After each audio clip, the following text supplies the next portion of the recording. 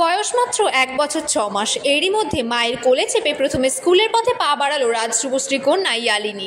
সাদা ফ্রক আর মাথায় সাদা ফিতে দিয়ে পনিটেল বেঁধে মা শুভশ্রী গঙ্গোপাধ্যায়ের কোলে চেপে স্কুলে চলল ইয়ালিনী। স্কুলে যাওয়া থেকে শুরু করে স্কুলে গিয়ে কী করলো ছোট্ট মেয়ে তার সবটাই শেয়ার করলেন ও শুভশ্রী। আর ইয়ালিনীর প্রথম স্কুলে যেতেই তাকে শুভেচ্ছায় ভরালো টলিপাড়া।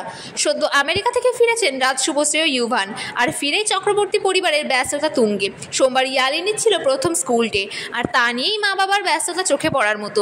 এদিন শুভশ্রী একটি ছোট ভিডিও ও কিছু ছবি পোস্ট করেছেন, যেখানে দেখা গিয়েছে মেয়ে ইয়ালিনীর সঙ্গে রং মিলিয়ে সাদা টি শার্ট ও কালো ট্রাউজার পরেছেন শুভশ্রী। ইয়ালিনীর কাঁধে সবুজ রঙের ব্যাগ, আর সেই ভিডিও করার সময় মায়ের কোল থেকে অভিনেত্রীর মতোই হাত নেড়ে টাটা করলো ইয়ালিনী।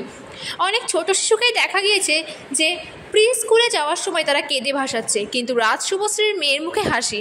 খুশি মনে স্কুলে যাচ্ছে ইয়ালিনী। মায়ের হাত ধরে হাসতে হাসতে স্কুলে গেল সে। বোনের প্রথম স্কুল যাওয়ার সময় ছিল দাদা ইউভানও। মায়ের সঙ্গে স্কুলের প্রথম দিনে অনেক কিছু করলো সে।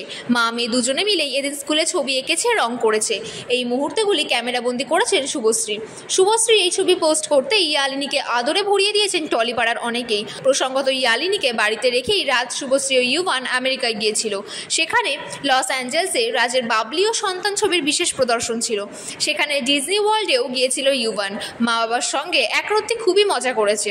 আর ফিরে ইয়ালিনীকে নিয়ে ব্যস্ত হয়ে পড়লেন তারকা দম্পতি।